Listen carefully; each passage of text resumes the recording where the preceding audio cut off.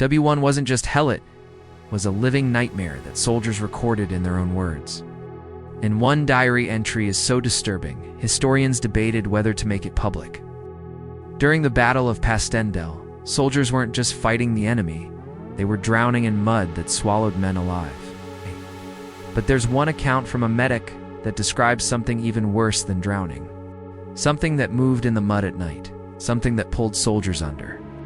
I tracked down his grandson who has the original journal. What he showed me changed everything I thought I knew about that battle. My name is a video agent, and what I'm about to share isn't folklore. It's written testimony from a man who witnessed something in those trenches that still has no explanation. Passchendaele, July to November 1917, Belgium. If you've studied WW1, you know the name. Over 500,000 casualties for just 5 miles of territory. But the numbers don't tell you what it was really like. The constant artillery bombardment destroyed the drainage systems that kept the lowlands of Belgium dry. When the autumn rains came, the entire battlefield turned into a swamp. Not mud like you know it. This was different. Soldiers described it as liquid earth that could swallow a man whole. Those shell craters filled with this mixture, part water, part clay, part other things.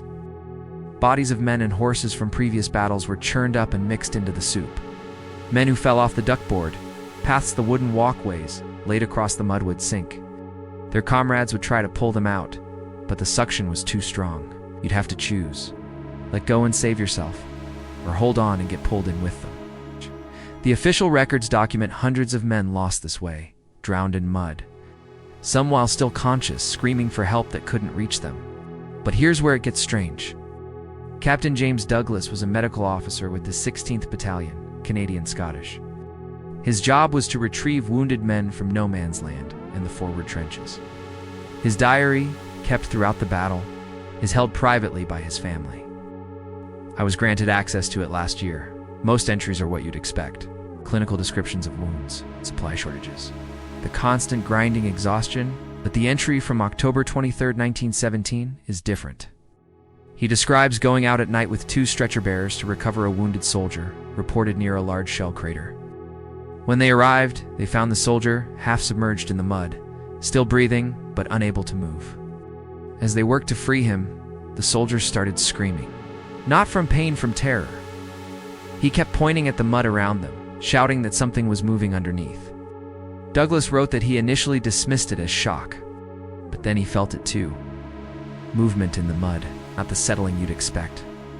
Deliberate movement, like something was circling beneath the surface. What could move through mud thick enough to trap a grown man? Douglas's entry continues. He describes how the mud around the wounded soldier began to churn. The soldier sank another 6 inches in seconds, pulled down by something they couldn't see. The stretcher bearers panicked and ran. Douglas stayed, trying desperately to free the man. He wrote, "I pulled with all my strength, but it was as if hands beneath the surface had hold of him.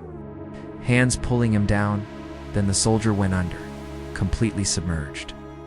Just gone." Douglas ran. Here's the part that makes this more than just a traumatic memory. Douglas reported the incident to his commanding officer, and he wasn't the only one. Over a 3-week period in October 1917, 14 separate reports were filed describing similar incidents. Soldiers being pulled into the mud by something unseen, always at night, always near the same section of the front line. The official response: shell shock, battle fatigue, mass hallucination brought on by the extreme conditions. The reports were buried, literally, filed away and forgotten. Until now. I asked Douglas's grandson why the family kept the journal private for so long.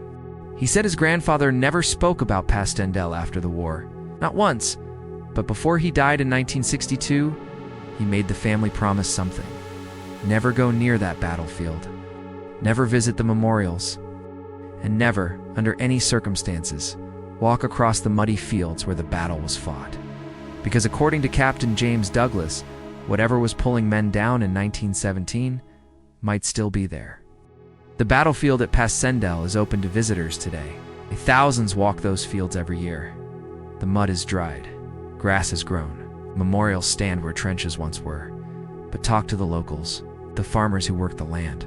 They'll tell you there are places where nothing grows, patches of ground that stay soft no matter the season.